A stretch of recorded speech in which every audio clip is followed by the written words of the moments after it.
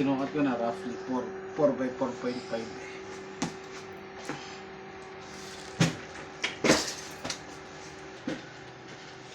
Bilis lang yan pagka ano ha, sahasa ka lang dun sa grinding stone. Mag-goggles ka.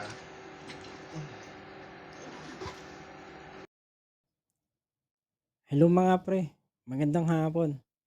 Kaka-timing ko lang. Meron kaagad na sumulubong sa ating magandang balita. Oo, yung mga opening natin, meron silang binaklas na steering wheel. Galing Mario Kart. Ang problema, nasira na yung mechanical shaft key.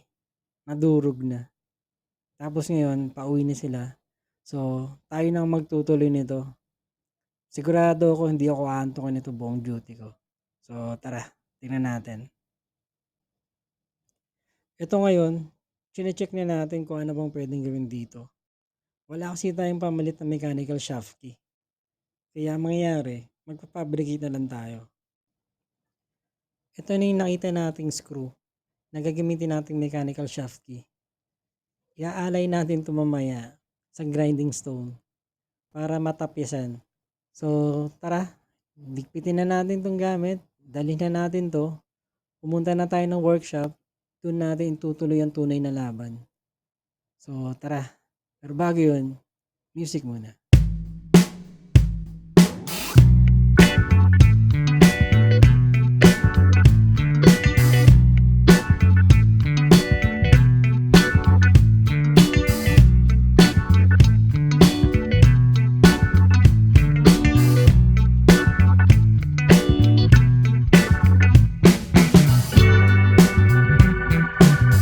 Mga pre, kung naputol ko, marami pa tayong gagawin mga pre. So mamaya na yung sound trip na yan.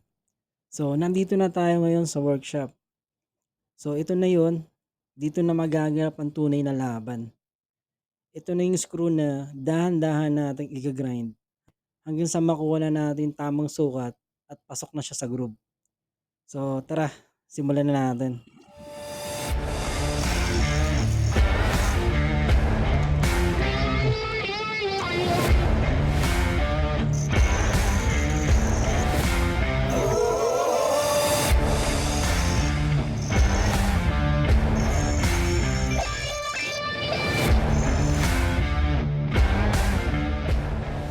So ito na pre.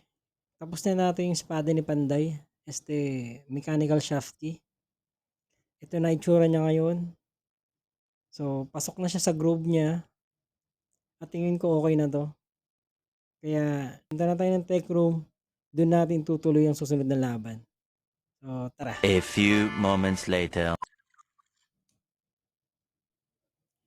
Nandito na tayo ngayon sa tech room.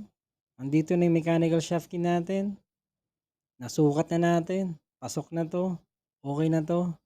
Kaya itutuloy na natin ang operasyon. So tara. Fast forward na natin.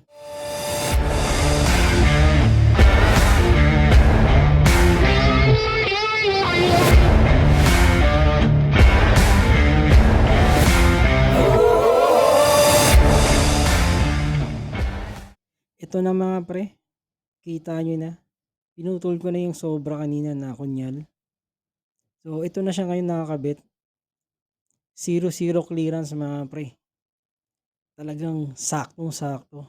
Kahit siguro tubig hindi yung makakapasok dyan eh. Walang gap. Kaya talagang walang kalog yan. Kaya ikakabit na natin yung potentiometer. Tapos ito, testing na natin.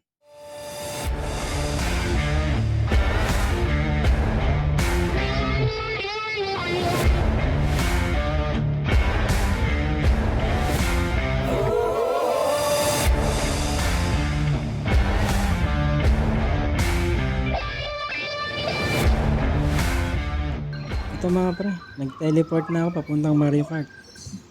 Kinabit ko na yung steering wheel. Ito yung cable, kinakabit ko na. Pagtapos ito, ikakabit na rin natin yung cover ng dashboard. At ito, konting testing.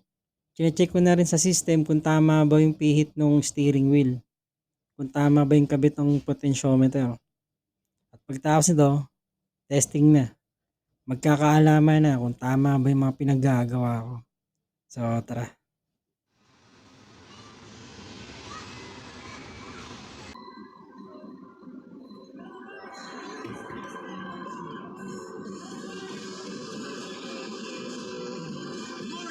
Okay mga pre, napakaganda ng steering wheel. Swabing swabe. Tamang-tama yung ginawa natin. Masasabi ko na success yung ginawa natin. Hindi lang tayo nagsayang ng oras. Naging worth it siya. So, hanggang doon lang muna mga pre. Salamat. Tatalunin ko lang itong mga to. Two hearts running wild.